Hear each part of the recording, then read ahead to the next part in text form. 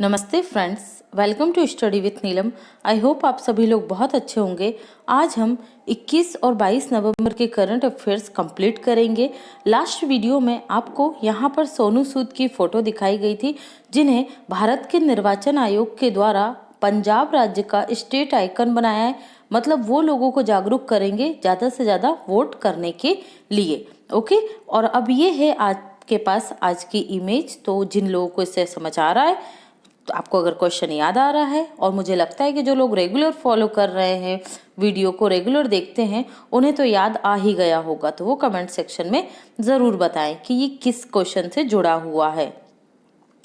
आपका question of the day है, हाल ही में वर्ष 2020 के अंतर्राष्ट्रीय बाल शांति पुरस्कार से निम्न में से किसे सम्मानित किया गया है। ये रहे आपके ऑप्शन। आई होप आप सभी लोग आंसर करेंगे, और रोज की तरह इसका आंसर आपको मिलेगा वीडियो के एंड में। पहला क्वेश्चन है हमारा, हाल ही में किसने वर्ष 2020 के बुकर पुरस्कार को जीता है। तो राइट आंसर होगा यहाँ पर हमारा डगलस स्टुअर्ट।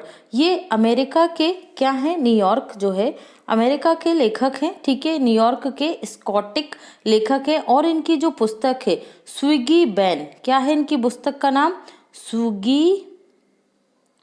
Swiggy ban. ठीक है, इसे ये उपन्यास है, और इसे वर्ष 2020 के बुकर पुरस्कार से सम्मानित किया गया है। और ये स्विगी बैन जो उपन्यास है, ये डगलस स्टुअर्ट का पहला उपन्यास है, और इनके पहले ही उपन्यास को चुन लिया गया है किसमें, बुकर पुरस्कार 2020 के लिए। ओके, तो ये आपको याद रखना है। इससे पहले 2019 का जो बुकर पुरस्कार था वो किसे मिला था, मारिके लुकास रिजनेवेल्ड को मिला था। कौन सा, सॉरी, इनको मिला था इंटरनेशनल। ठीक है, इंटरनेशनल बुकर पुरस्कार मिला था 2020 का। दो पुरस्कार होते हैं, एक बुकर पुरस्कार होता है और एक इंटरनेशनल होता है। दोनों ही, जो इंटरनेशनल बुकर पुरस्कार होता है वो किसी भी लेखक को दिया जा सकता है पूरे विश्व में किसी भी भाषा के लिए, जबकि जो बुकर पुरस्कार होता है ये अमेरिकी को ही मिलता है इंग्लिश भाषा के लिए। ओके, तो ये आप डिफरेंस याद रखें। तो जो इंटरनेशनल बुकर पुरस्कार है 2020 का, ये मिला है मारिके लुकास रिजनेवेल्ड को। इनकी बुक का नाम आपको याद रखना है, the discomfort of evening. The discomfort of evening. Okay, ये आप याद रखिएगा। पॉल जाचेरिया को कौन सा अवार्ड मिला है भी, ये मलयालम के लेखक हैं, मलयालम भाषा के लेखक, और इन्हें सबसे कम उम्र में एजुथचंद अवार्ड से सम्मानित किया गया है। एजुथचंद अवार्ड से सम्मानित किया गया है। हरिहरन, ये मलयालम साहित्यकार हैं, मलयालम किसके, आपके फिल्म के निर्माता हैं, और इन्हें JC डेनियल पुरस्कार से सम्मानित किया गया है। JC डेनियल पुरस्कार से सम्मानित किया गया हरिहरन को, मलयालम फिल्म निर्माता है। आपको एक और याद आ रहा होगा JC से, JCB। ठीक है, JCB साहित्य पुरस्कार ये मिला है S हरीश को। किसको, S हरीश को। तो ये भी आप याद रखेंगे। अभी हम देखते हैं नेक्स्ट क्वेश्चन हमारा बुकर प्राइज से ही जुड़ा हुआ। ये जो है आपकी अवनी दोषी हैं, इनकी बुक का नाम क्या है, बर्न शुगर। ठीक है, जो बर्न शुगर है ये भारतीय हैं, और इनकी जो ये बुक थी बुकर प्राइज के लिए नॉमिनेट हुई थी, और ये लास्ट 6 नॉमिनेशन में शामिल थी। तो इन्हें भी आप याद रखेंगे, बर्न शुगर। ओके, किसकी बुक है, अवनी दोषी की।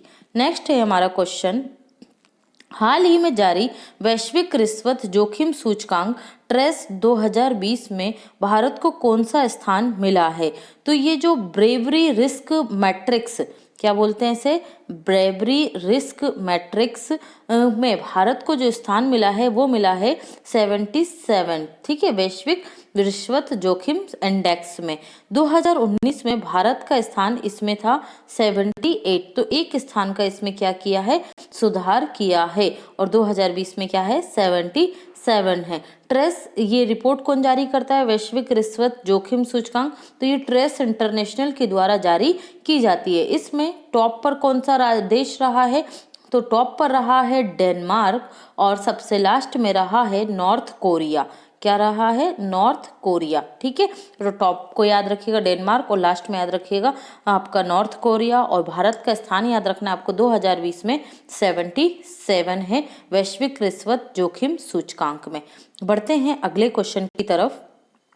हाल ही में आईसीसी ने महिलाओं के T20 वर्ल्ड कप को कब तक के लिए स्थगित कर दिया गया है? तो आईसीसी वुमेन T20 जो वर्ल्ड कप है ये स्थगित कर दिया गया है 2023 तक। कब तक? 2023 तक के लिए इसे स्थगित कर दिया गया है। ये नवंबर 2022 में आयोजित होना था, लेकिन आईसीसी ने इसे स्थगित करके अब कब तक के लिए स्थगित कर दिया? 2023 तक। अब ये 2023 में होगा, कहाँ पर होगा? तो ये साउथ अफ्रीका में होगा, आपको ये याद रखना है। इससे पहले जो 50 ओवरों का आईसीसी वुमेन वर्ल्ड कप होने वाला था, ठीक है, उसे भी कब तक के लिए स्थगित कर दिया? मतलब ये 2021 में होने वाला था 50 ओवरों का आईसीसी वर्ल्ड कप वुमेन का, और ये कहाँ होने वाला था 2021 में? न्यूजीलैंड में। तो इसे स्थगित कर दिया गया। अब ये 2022 में होगा, कहाँ पे? न्यूजीलैंड में। और एक और क्वेश्चन है आपको यहाँ से याद रखना है, टी20 मेंस जो है वो 2021 में होना था, कहाँ पर? ऑस्ट्रेलिया में। लेकिन अब ये भी कब होगा? 2022 में ऑस्ट्रेलिया में। ओके, तो ये सभी पॉइंट आप याद रखिएगा। जो जो स्थगित हुई हैं और पोस्टपोन हुई हैं उनसे रिलेटेड एक क्वेश्चन जरूर आएगा। तो आईसीसी की बात कर लेते हैं हम। इंटरनेशनल क्रिकेट काउंसिलिंग हेडक्वार्टर आपको मिलेगा दुबई यूएई में। आईसीसी की स्थापना हुई थी 1909 में और वर्तमान में इसके सीईओ कौन है? मनु सहानी है। कौन है? मनु सहानी। आप मुझे कमेंट सेक्शन में बताएंगे कि इसके चेयरमैन कौन है। नेक्स्ट है, हाल ही में निम्न में से किसने द लास्ट क्वीन नामक पुस्तक लिखी है? तो राइट आंसर होगा हमारा यहाँ पर चित्रा बनर्जी दवाकरुणी ने ये बुक लिखी है। कौन सी? The last queen. इस पुस्तक में ये जो चित्रा बनर्जी हैं ये इंडो अमेरिकन लेखक हैं, ठीक है, भारतीय मूल की अमेरिकी लेखिका हैं। और इन्होंने जो ये पुस्तक लिखी है तो ये रानी जिंदन कौर, आप लोगों ने अगर हिस्ट्री पढ़ी होगी तो आपको पता होगा, रानी जिंदा सुना होगा आपने, है ना। तो जिंदन कौर पर एक ऐतिहासिक उपन्यास है। इसमें चित्रा बनर्जी ने महाराजा जो रणजीत सिंह थे, ठीक है, महाराणा रणजीत सिंह की अंतिम रानी थी ये। कौन? जिंदा रानी। और इनके बेटे थे दिलीप सिंह, ठीक है। तो ये इन्होंने क्या करा था, अंग्रेजों ने इन्हें पेंशन पर रख लिया था, रानी जिंदा को, और दिलीप सिंह को 6 वर्ष की उम्र में ही राजगद्दी पर बैठा दिया था। तो रानी जिंदा उसकी संरक्षिका बनी रही और इसी कहानी का वर्णन इसमें किया गया है। तो ये आप याद रखेंगे। अदर ऑप्शंस को हम देख लेते हैं। तो एनके सिंह, इनकी कौन सी बायोग्राफी आई थी? Portrait of power. ये 15वें वित्त आयोग के अध्यक्ष भी हैं वर्तमान में, तो इसे भी आप याद रखेंगे। चेतन भगत की बुक आई थी वन अरेंज्ड मर्डर। और अनुपम खेर की बुक का नाम आपको याद रखना है, बहुत इंपॉर्टेंट है, your best day is today. Okay, ये इनकी बुक का नाम है। तो ये सभी बुक इंपॉर्टेंट हैं, करंट अफेयर्स की हैं, इसलिए आपको याद रखना है। नेक्स्ट फ्रेंड्स, अगर आप स्टडी विथ नीलम चैनल पर पहली बार आए हैं तो फटाफट से हमारे यूट्यूब चैनल को सब्सक्राइब कर लीजिए और बेल आइकन प्रेस करने के बाद ऑल पर ज़रूर क्लिक करें, जिससे हमारी सभी वीडियो के नोटिफिकेशन सबसे पहले आपको प्राप्त हों। आप सभी लेक्चर्स की पीडीएफ फाइल के लिए और स्टैटिक्स जीके के लिए हमारा टेलीग्राम चैनल जरूर ज्वाइन कीजिए। आप किसी भी एग्जाम की प्रिपरेशन कर रहे हो, जो हमारे चैनल पर आपको प्रोवाइड किया जा रहा है वो आपके सभी एग्जाम में आएगा ही आएगा। ओके, तो इसे आप लाइक करना और वीडियो को शेयर करना, चैनल को सब्सक्राइब करना बिल्कुल ना भूलें। और अभी तक का जो आपका सपोर्ट रहा उसके लिए thank you so much. Next question को देखते हैं। हाल ही में वर्ल्ड चिल्ड्रंस डे कब मनाया गया? अब आप लोगों को पता होगा हमने 14 नवंबर को क्या मनाया था? National children's day. ओके, किसके जन्मदिन पर, किसकी जयंती पर? तो जवाहरलाल नेहरू, जो हमारे देश के क्या थे? पहले प्रधानमंत्री थे। और जो वर्ल्ड चिल्ड्रंस डे है ये कब मनाया जाता है? 20 नवंबर को मनाया जाता है प्रतिवर्ष यूएनओ के द्वारा।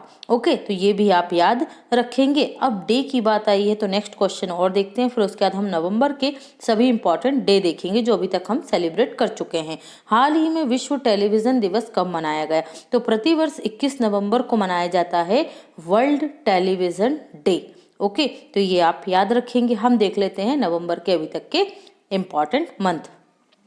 1 नवंबर को वर्ल्ड वेगन डे, 5 नवंबर को विश्व सुनामी जागरूकता दिवस, 7 नवंबर को राष्ट्रीय कैंसर जागरूकता दिवस, 8 नवंबर विश्व रेडियोग्राफी डे, 10 नवंबर को वर्ल्ड साइंस डे, 11 नवंबर को राष्ट्रीय शिक्षा दिवस, 12 नवंबर को वर्ल्ड निमोनिया डे और लोक सेवा प्रसारण दिवस। वर्ल्ड निमोनिया डे और लोक सेवा प्रसारण दिवस दोनों 12 नवंबर को मनाए गए। 13 नवंबर को विश्व दयालु दिवस, वर्ल्ड काइंडनेस डे और राष्ट्रीय आयुर्वेद दिवस भी मनाया गया। ओके, देखिए 13 नवंबर को जो विश्व दयालु दिवस मनाया गया, इसकी थीम क्या थी? The world we make inspire kindness. Okay, 14 नवंबर को विश्व मधुमेह दिवस या डायबिटीज डे, थीम क्या थी इसकी डायबिटीज डे की 2020 की? The nurse and diabetes. 16 नवंबर को हमने मनाया अंतर्राष्ट्रीय सहिष्णुता दिवस, इंटरनेशनल टॉलरेंस डे और राष्ट्रीय प्रेस दिवस। ये राष्ट्रीय प्रेस दिवस से इंपॉर्टेंट पॉइंट है, याद रखिएगा। 16 नवंबर को मनाया जाता है नेशनल प्रेस डे। 17 नवंबर को हमने मनाया राष्ट्रीय मृगी दिवस, 17 नवंबर को ही अंतर्राष्ट्रीय छात्र दिवस। आप लोग मुझे बताएंगे कि राष्ट्रीय छात्र दिवस हम किसके जन्मदिन के रूप में मनाते हैं और कब मनाते हैं? ओके, मैं आपके लिए आसान कर देती हूँ, अक्टूबर के मंथ में मनाते हैं। 18 नवंबर को राष्ट्रीय नेचुरोपैथी डे मनाया गया। 19 नवंबर को राष्ट्रीय एकीकरण दिवस इंदिरा गांधी की 103वीं जयंती के अवसर पर मनाया गया है। और राष्ट्रीय एकता दिवस 31 अक्टूबर को मनाया जाता है सरदार वल्लभ भाई पटेल की जयंती पर। ओके, एकता और एकीकरण अलग अलग हैं। 19 नवंबर को विश्व दर्शन दिवस, वर्ल्ड फिलोसफी डे, ये नवंबर के तीसरे गुरुवार को मनाया जाता है। इसकी थीम थी important of philosophy in the time of crisis. 19 नवंबर को ही विश्व शौचालय दिवस मनाया गया। इसकी थीम रखी गई sustainable sanitisation and climate change. 20 नवंबर को वर्ल्ड चिल्ड्रंस डे, 21 नवंबर को वर्ल्ड टेलीविजन डे, 21 नवंबर को ही वर्ल्ड फिशरीज डे भी मनाया गया। ओके, जो फिशरमैन होते हैं उनके लिए। और इसकी थीम थी social responsibility in the fisheries value chain. Okay, ये भी आप याद रखेंगे। और 15 से 21 नवंबर तक राष्ट्रीय नवजात सप्ताह भी मनाया गया है, तो ये भी आप याद रखेंगे। नेक्स्ट है, हाल ही में किसे वायतन लाइफ टाइम अचीवमेंट अवार्ड 2020 से सम्मानित किया गया? तो राइट आंसर होगा केंद्रीय शिक्षा मंत्री रमेश पोखरियाल निशंक को। देखिए, जो वायतन पुरस्कार है ये यूके के द्वारा, यूके में वायतन जो संस्थान है उसके द्वारा दिया जाता है। और ये जो है हमारे रमेश पोखरियाल निशंक केंद्रीय शिक्षा मंत्री, इन्हें यह पुरस्कार इनकी बुक्स के लिए, मतलब इनके साहित्य में और लेखन में योगदान के लिए दिया गया है। ओके, इन्होंने अब तक 75 बुक्स, लगभग 75 बुक्स को लिख चुके हैं ये। ठीक है, तो इन्हें ये जो वायतन पुरस्कार होता है ये कवियों, लेखकों को उनके साहित्य में योगदान के लिए दिया जाता है। ठीक है, इन्हें बहुत सारे अवार्ड मिल चुके हैं रमेश निशंक पोखरियाल को। ओके, तो ये आप याद रखिएगा क्या है ये है हमारे केंद्रीय शिक्षा मंत्री। रस्किन बॉन्ड को इन्हें मिला है Tata literary life time achievement award 2020, तो इन्हें भी आप याद रखेंगे। ऐश्वर्या श्रीधर, इन्हें मिला है वर्ष 2020 का wild life photographer of the year का पुरस्कार। नेक्स्ट हम देखते हैं, निम्न में से किस आईआईटी के शोधकर्ताओं ने खीरे के छिलके, जो ककड़ी होती है उसके छिलके का उपयोग करके खाद्य पैकेजिंग सामग्री विकसित की है?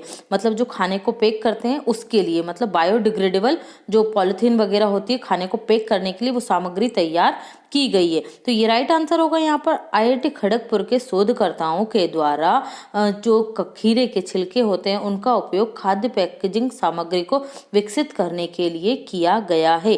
देखिए, जो खीरे के छिलके होते हैं इनमें सेलुलोज की जो मात्रा होती है वो बहुत अधिक होती है। छिलकों से निकले नैनो क्रिस्टल जो होते हैं वो बायोडिग्रेडेबल होते हैं, इसलिए इसका उपयोग खाद्य पैकेजिंग सामग्री में किया जा सकता है। तो ये किसने कारनामा करके दिखाया है? आईआईटी खड़गपुर ने। तो ये आप याद रखेंगे। हम देखते हैं अगले क्वेश्चन को। हाल ही में जारी वैश्विक फिरौती भुगतान कंटिन्यूड ग्लोबल रैंसम पेमेंट में भारत की रैंक क्या रही? तो यहाँ राइट आंसर होगा हमारा सेकंड। भारत की रैंक कौन सी रही? दूसरी रही। देखिए, जो साइबर हमले होते हैं एशिया प्रशांत क्षेत्र में भारतीय कंपनियों के बीच सबसे ज़्यादा इसका प्रभाव पड़ता है। मतलब क्या होता है इसमें, जो भारतीय कंपनियां हैं उन पर क्या होता है, हैकरों का हमला ज़्यादा होता है। और भारतीय हैकर मतलब 74% जो भारत के संगठन है उन पर साइबर हमला मतलब हो चुका है या उन्होंने साइबर हमले का सामना किया है। और इन 74% में से जो 34% लोग हैं उन्होंने लगभग 0.5 से लेके 1 मिलियन तक के लिए क्या दी है, इसका भुगतान किया है हमलों से बचने के लिए। किसको? हैकर्स को। रैंसम का मतलब ही क्या होता है? फिरौती होता है। ठीक है, ये WannaCry जो आया था आपका रैंसम, ठीक है, ये बहुत ज़्यादा पॉपुलर रहा था, इसलिए मैंने आपको याद कराने के लिए इसे डाल दिया है। तो आप लोग समझ गए होंगे। क्या रैंक रही भारत की? सेकंड रैंक रही है, नंबर 2 पर। नेक्स्ट हम देखते हैं, हाल ही में किस संगठन ने कोविड-19 टीकों, ये टीकों था, टीकुआ नहीं है, ठीक है, जो टीके होते हैं कोविड-19 के, उसके लिए टीकों के बारे में गलत सूचना, क्योंकि आप लोगों को पता होगा कोविड-19 वैक्सीन से जुड़ी बहुत सारी सूचनाएं जो सोशल मीडिया है उस पर चल रही हैं, कुछ गलत अफवाहें भी फैल रही हैं, जिससे लोगों में क्या हो रहा है, गलत सूचना का संचार हो रहा है। तो इसको रोकने के लिए किसके द्वारा? यूएनओ के द्वारा या यूएन के द्वारा एक पहल प्रारंभ की गई है, हेलो पहल। इसके द्वारा क्या होगा, विश्व के जो 100 वैज्ञानिक हैं, ठीक है, देखिए 100 डॉक्टर हैं, उनका एक समूह होगा। जो यूएन है, इसने लंदन यूनिवर्सिटी में जो वैक्सीन पर काम करने वाला एक वैक्सीन कॉन्फिडेंट है, उसके साथ मिलकर इस हेलो इनिशिएटिव को प्रारंभ किया है। इसमें 100 से अधिक वैज्ञानिक होंगे और ये जो वैज्ञानिक डॉक्टर्स होंगे, ये क्या करेंगे, लोगों को सोशल मीडिया पर टीके की सुरक्षा और उसकी प्रामाणिकता पर सही जानकारी साझा करेंगे, जिससे क्या होगा, लोगों तक टीके से संबंधित या वैक्सीन से संबंधित सही जानकारी पहुंचे और भ्रमों को और गलत सूचनाओं को मतलब हटाया जा सके और सही सूचना लोगों तक पहुंचाई जा सके। इस वैज्ञानिकों के 100 वैज्ञानिकों के समूह में 22 भारतीय वैज्ञानिक भी शामिल होंगे। तो याद रखिएगा किसने चलाया ये इनिशिएटिव, तो यूएनओ के द्वारा चलाई गई है हेलो पहल। ओके, तो अब हम यूएनओ को देख लेते हैं। स्थापना कब हुई थी? 24 अक्टूबर 1945 को यूनाइटेड नेशन की स्थापना हुई। यूनाइटेड नेशन डे कब मनाते हैं? तो ये 24 अक्टूबर को ही मनाया जाता है। ठीक है, देखिए 24 अक्टूबर को हम यूनाइटेड नेशन डे तो मनाते ही हैं, एक और मनाते हैं वर्ल्ड पोलियो डे जो होता है, वर्ल्ड पोलियो डे, ये भी हम मनाते हैं 24 अक्टूबर को। और हम मनाते हैं नेशनल फूड डे, ठीक है, राष्ट्रीय खाद्य दिवस, ये भी 24 अक्टूबर को मनाया जाता है। ठीक है, हेडक्वार्टर आपको यूएनओ का मिलेगा न्यूयॉर्क में और वर्तमान में इसके सेक्रेटरी जनरल या महासचिव कौन है? एंटोनियो गुतरेस है। और एंटोनियो गुतरेस किस देश से हैं? तो ये पुर्तगाल से हैं। ठीक है, संयुक्त राष्ट्र में हिंदी भाषा में भाषण देने वाले पहले भारतीय कौन थे? तो अटल बिहारी वाजपेयी थे। 75वीं जो अभी 2020 में यूनाइटेड नेशन जनरल असेंबली हुई थी, इसके अध्यक्ष कौन है? वोल्कान बोजकिर हैं। किस देश से हैं? तुर्की से हैं। यूनाइटेड नेशन सिक्योरिटी काउंसिलिंग का भारत, जो यूनाइटेड नेशन सुरक्षा परिषद है, उसका भारत कितने वर्षों के लिए सदस्य बना है? 2 वर्षों के लिए बना है। इसमें 15 क्या होते हैं?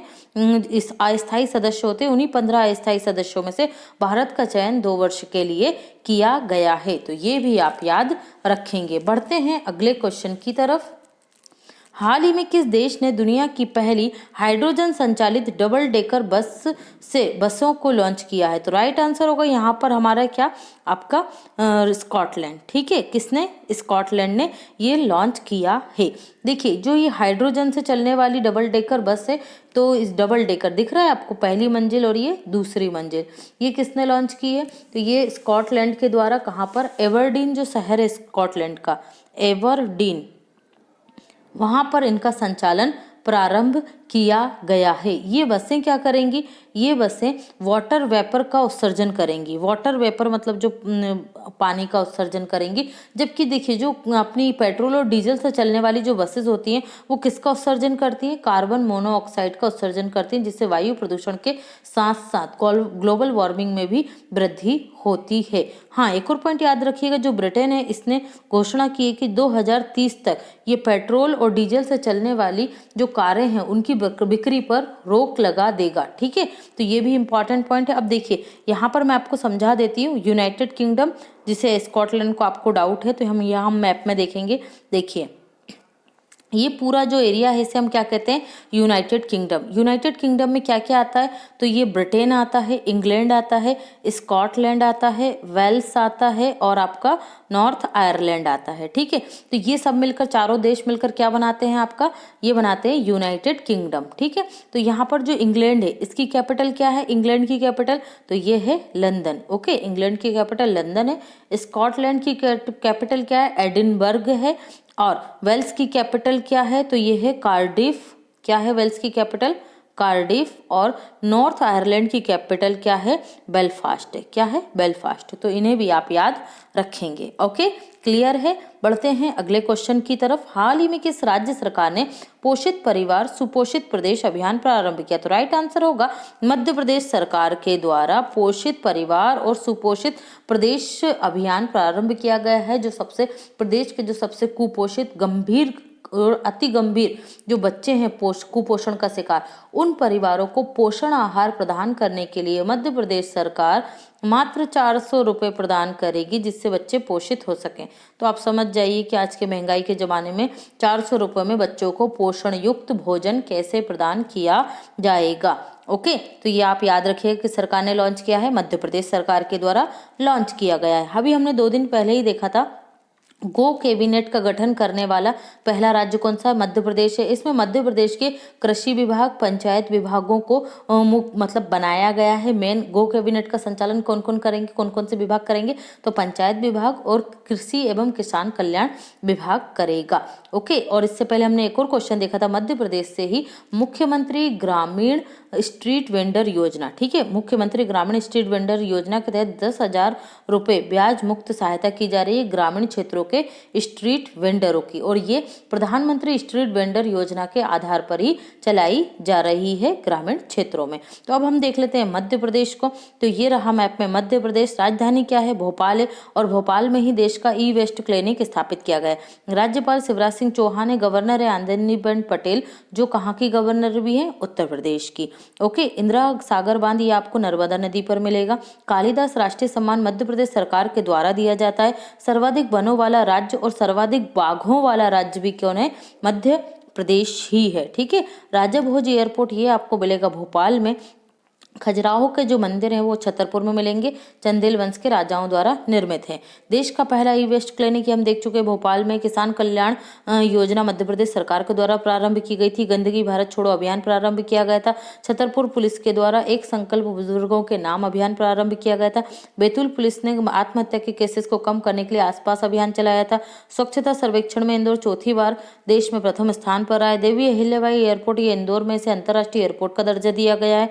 देश का पहला इन्फेंट्री म्यूजियम ये आपको इंदौर में मिलेगा। रोको टोको अभियान ये कोरोना वायरस के प्रसार को रोकने के लिए प्रारंभ किया गया था। एक मास्क अनेक जिंदगी जागरूकता अभियान प्रारंभ किया गया था। जीवन शक्ति योजना, जीवन अमृत योजना प्रारंभ की गई थी। हमारा घर हमारा विद्यालय योजना, बच्चों की शिक्षा घर से ही हो, ये अभियान प्रारंभ किया गया था। किल कोरोना अभियान 1 जुलाई 2020 से प्रारंभ हुआ था। और शहरी पथ व्यवसाय योजना, ठीक है, शहरी स्ट्रीट वेंडर योजना भी मध्य प्रदेश सरकार के द्वारा प्रारंभ की गई थी। हाल ही में किस राज्य सरकार ने इंदिरा गांधी मातृत्व पोषण योजना शुरू की है? तो राइट आंसर होगा राजस्थान सरकार के द्वारा इंदिरा गांधी जी की 103वीं जयंती पर, ठीक है, 19 नवंबर को इंदिरा गांधी मातृत्व पोषण योजना प्रारंभ की है। और इस योजना के तहत राजस्थान सरकार द्वारा जो माताएं दूसरी बार गर्भ धारण कर रही हैं, मतलब दूसरी बार वो क्या कर रही हैं, माता बन रही हैं, माँ बन रही हैं, तो उन्हें 6,000 रुपये की सहायता की जाएगी। क्यों? इसका उद्देश्य क्या है? इसका उद्देश्य ये है कि जो दूसरी बार माता बन रही है उन्हें उचित पोषण प्राप्त हो और उनके जो बच्चा होने वाला है वो भी स्वस्थ जन्म ले, ठीक है, जिससे क्या होगा, मातृ मृत्यु दर और शिशु मृत्यु दर में कमी आएगी। तो ये जो 6,000 होंगे ये 5 चरणों में मिलेंगे। मतलब जैसे गर्भ धारण किया तो पंजीकरण करवाना, फिर उसके 6 मंथ पर जाना, फिर टीकाकरण करवाना, तो इस तरीके से ये 5 चरणों में पूरी पेमेंट की जाएगी। और ये अभी राजस्थान जिले के 4 जिलों में शुरू हो चुका है। किस किस में? डूंगरगढ़, बांसवाड़ा, उदयपुर और आपका प्रतापगढ़ में ये योजना शुरू हो गई है। हम लोगों ने कल ही देखा था वात्सल्य योजना और समर्थ योजना, जो अनाथ और बेसहारा बच्चे हैं उनके लिए मध्य जो राजस्थान सरकार है उसके द्वारा प्रारंभ की गई थी ये योजना है। तो ये भी आप याद रखेंगे। नेक्स्ट क्वेश्चन देखते हैं। हाल ही में किस शहर के पुलिस स्टेशन को ISO 9001-2015 सर्टिफिकेशन दिया गया है? तो राइट आंसर होगा नागालैंड के कोहिमा को। किसको? नागालैंड के कोहिमा को 9001-2015 सर्टिफिकेशन क्यों दिया जाता है ये? तो ये क्वालिटी मैनेजमेंट सिस्टम के लिए दिया जाता है। क्वालिटी मैनेजमेंट सिस्टम के लिए दिया गया है। तो ये आप याद रखेंगे किसे मिला है? कोहिमा पुलिस स्टेशन नागालैंड को। और कल ही हमने देखा था कि जो भुवनेश्वर है ओडिशा का, ठीक है, उसे फेकल सचल सेप्टिक मैनेजमेंट के लिए आईएसओ प्रमाण पत्र प्रदान किया गया है। और उड़ीसा के जो जनजातीय हॉस्टल हैं, ठीक है, उन्हें भी क्या मिला है, आईएसओ प्रमाण पत्र मिला। और देश का ये पहला राज्य जनजातीय हॉस्टलों के लिए आईएसओ प्रमाण पत्र प्राप्त करने वाला। तो ये भी आप याद रखेंगे। हाल ही में आयोजित 15वें G20 शिखर सम्मेलन की थीम क्या है? तो राइट आंसर होगा realising the opportunity of 21st century for all. Realising the opportunity 21st century for all, इसे हिंदी में क्या कहेंगे? तो हिंदी में इसे कहा जाएगा सभी के लिए 21वीं सदी के अवसरों का एहसास। सभी के लिए 21वीं सदी के अवसरों का एहसास, ठीक है। देखिए G20 जो शिखर सम्मेलन है, विश्व की 20 महत्वपूर्ण अर्थव्यवस्थाओं का एक शिखर सम्मेलन होता है। और ये 2020 में कौन होस्ट कर रहा है? सऊदी अरब होस्ट कर रहा है। बाकी क्या हो रहा है? वर्चुअली हो रहा है, ये वीडियो कॉन्फ्रेंसिंग के माध्यम से ही हो रहा है। भारत की तरफ से इसका प्रतिनिधित्व कौन कर रहे हैं? तो प्रधानमंत्री नरेंद्र मोदी इसका प्रतिनिधित्व कर रहे हैं। जो सम्मेलन है ये 21 से 22 नवंबर 2020 तक चलेगा। और इसमें मुख्य फोकस के जो बिंदु होंगे वो होंगे कोरोना महामारी के प्रभावों को कम करना, स्वास्थ्य सुरक्षा योजनाओं को बढ़ावा देना और भविष्य की जो वैश्विक अर्थव्यवस्था है उसे पुनर्जीवित करना, ठीक है। तो ये क्या रहेंगे? इसके फोकस बिंदु रहेंगे। तो आपको याद रखना है कहाँ हो रहा है? सऊदी अरेबिया में। नेक्स्ट देखते हैं, हाल ही में प्रधानमंत्री नरेंद्र मोदी ने किस देश के प्रधानमंत्री के साथ रुपे कार्ड के दूसरे चरण का शुभारंभ किया है? तो राइट आंसर होगा भूटान के साथ। देखिए जो पहला चरण था रुपे कार्ड का, ये 2019 में ही प्रारंभ कर दिया गया था। तो दूसरे चरण में क्या था? जो नागरिक थे, भारत के नागरिक भूटान में थे, वो रुपे क्रेडिट कार्ड का पॉइंट ऑफ सेल जो रहते हैं उस पर इसका उपयोग कर सकते थे। अब जो दूसरा चरण है तो इसमें जो भूटान के नागरिक हैं वो क्या कर सकेंगे? भारत में रुपे कार्ड का उपयोग कर सकेंगे। तो ये दूसरा चरण प्रारंभ हुआ है अब। ओके, तो ये भी आप याद रखेंगे। भूटान को देख लेते हैं हम मैप में। तो ये रहा, देखिए भूटान। ओके, कैपिटल क्या है इसकी? थिम्पू है। और मुद्रा है रुपया, भी यहाँ पे भारतीय रुपया भी चलता है। और यहाँ की है नेग्लुट्रम, ठीक है, नेग्लुट्रम यहाँ की मुद्रा है। पीएम कौन है यहाँ के? लोटे त्रिसिंह, लोटे त्रिंग, ठीक है। तो इन्हें भी आप याद रखेंगे। लोकेशन याद रखिए, बहुत जरूरी है। पॉइंट टू पॉइंट सेक्शन हम देखते हैं। अटल बिहारी वाजपेयी ने रमेश निशंक पोखरियाल को साहित्य भारती अवार्ड दिया था। मतलब ये रमेश निशंक पोखरियाल जिन्हें क्या मिला है? वायतन लाइफ टाइम अचीवमेंट अवार्ड मिला है। तो उन्हें पहले कौन कौन से अवार्ड मिल गए ये एक लाइन में आपको यहाँ बताए गए हैं। एपीजे अब्दुल कलाम ने साहित्य गौरव सम्मान दिया था, ठीक है, एपीजे अब्दुल कलाम जी ने। दुबई सरकार के द्वारा रमेश निशंक पोखरियाल को भारत गौरव सम्मान दिया गया था। नेपाल सरकार के द्वारा हिमालय गौरव सम्मान दिया गया था इनके लेखन और साहित्य में योगदान के लिए। विश्व के सर्वश्रेष्ठ शहरों की सूची में शामिल होने वाला एकमात्र भारतीय शहर दिल्ली है। ओके, मतलब किस क्षेत्र में एकमात्र शहर बना है? तो 1 मिलियन से अधिक आबादी वाले अच्छे शहर, स्वच्छ और अच्छे शहर है जहाँ पर 1 मिलियन से अधिक आबादी है। तो उनमें जो दिल्ली है इसे कौन सा स्थान प्राप्त हुआ है? 62वां प्राप्त हुआ है वर्ल्ड लेवल पर। पहले स्थान पर लंदन, दूसरे पर न्यूयॉर्क और तीसरे पर पेरिस है। तो आपको याद रखना सर्वश्रेष्ठ शहरों की सूची में दिल्ली शामिल हुआ है। 1 मिलियन से अधिक आबादी वाले शहरों में दिल्ली का स्थान क्या है? 62वां। Okay, the republican ethic volume 3 और लोकतंत्र के स्वर पुस्तकों को रक्षा मंत्री राजनाथ सिंह ने लॉन्च किया है। तो ये पुस्तकें किस चीज पर आधारित है? तो देखिए जो हमारे राष्ट्रपति हैं रामनाथ कोविंद, उनके जो महत्वपूर्ण भाषण है उनका संग्रह इन 2 बुकों में है, द रिपब्लिकन एथिक वॉल्यूम 3 और लोकतंत्र के स्वर, ठीक है। उनके जो महत्वपूर्ण भाषण है उनका संग्रह किया गया है। कोविड-19 डायग्नोस्टिक किट आईआईटी खड़गपुर के द्वारा विकसित की गई थी। आईआईटी मद्रास प्रोग्रामिंग और डाटा साइंस में विश्व का पहला ऑनलाइन बीएससी डिग्री प्रोग्राम प्रारंभ किया है। IIT Mumbai digital stethoscope Ayush Singh को विकसित किया था, ठीक है। आईआईटी कानपुर ने टीचिंग सेटअप मोबाइल मास्टर को तैयार किया था। छत्तीसगढ़ सरकार ने दाई दीदी मोबाइल क्लिनिक वैन योजना प्रारंभ की। किसने? छत्तीसगढ़ सरकार ने। देखिए इंदिरा गांधी जी की जो 103वीं जयंती है उस पर छत्तीसगढ़ सरकार के द्वारा इस योजना को प्रारंभ किया गया। दीदी दाई मोबाइल क्लिनिक वैन, इसमें एक डॉक्टर होगा, ठीक है। और इन वैनों में जो मोबाइल वैन होंगी इनमें सिर्फ महिलाओं का इलाज ही किया जाएगा। तो ये आप याद रखेंगे, छत्तीसगढ़ सरकार के द्वारा प्रारंभ की गई है। इरडई IRDI पूर्णकालिक सदस्य के रूप में किसे चुना गया है हाल ही में? तो SN राजेश्वरी बनी है इरडई की पूर्णकालिक सदस्य। ठीक है, इरडई का फुल फॉर्म क्या होता है? Insurance regulatory and development authority of India. स्थापना कब हुई थी इरडई की? 1999 में। हेडक्वार्टर मिलेगा आपको हैदराबाद में। वर्तमान में चेयरमैन कौन है? सुभाष चंद्र खुंटिया हैं इरडई के चेयरमैन। मुख्य सूचना आयुक्त कौन बने हैं देश के? तो हर्षवर्धन सिन्हा है। हॉकी इंडिया के अध्यक्ष ज्ञानेंद्रो निगोबाम बने। ऑल इंडिया टेनिस एसोसिएशन के अध्यक्ष अनिल जैन बने। तो ये सभी नियुक्तियां इंपॉर्टेंट है, याद रखिएगा। जिस राज्य की पूर्व राज्यपाल, साहित्यकार और बीजेपी नेता मृदुला सिन्हा का 18 नवंबर 2020 को निधन हो गया? गोवा की पूर्व राज्यपाल थी हैं। संयुक्त अरब अमीरात UAE ने कितने देशों के आगतुंगा, या मतलब जो आते हैं ना आपके वीजा धारक है ना, के लिए अस्थायी रूप से वीजा जारी करने पर रोक लगा दी है? तो 12 देशों के जो पेशेवर हैं उनके आने पर रोक लगा दी है। किसने? UAE या संयुक्त अरब अमीरात ने। जिस फिल्म अभिनेत्री को हाल ही में भारत रत्न डॉक्टर अंबेडकर अवार्ड्स 2020 से सम्मानित किया गया है? तो ऋचा चड्ढा को। इनके साथ ही सुनील शेट्टी को भी मिला है, सोनू निगम को भी मिला है। ऊर्जा दक्षता सेवा लिमिटेड और जिस राज्य सरकार ने भारत में पहले कंजर्वेशन प्रोजेक्ट को शुरू करने के संबंध में चर्चा हेतु एक समझौता ज्ञापन पर हस्ताक्षर किया? तो ये गोवा में स्थापित किया जाएगा, first green conservation project. Okay. उत्तरी अरब सागर में मालाबार नौसैनिक अभ्यास के दूसरे चरण की शुरुआत की गई है। इसमें कौन कौन से देश शामिल है? तो भारत, अमेरिका, ऑस्ट्रेलिया और जिस देश की नौसेनाओं द्वारा हिस्सा लिया जा रहा है तो जापान। ओके।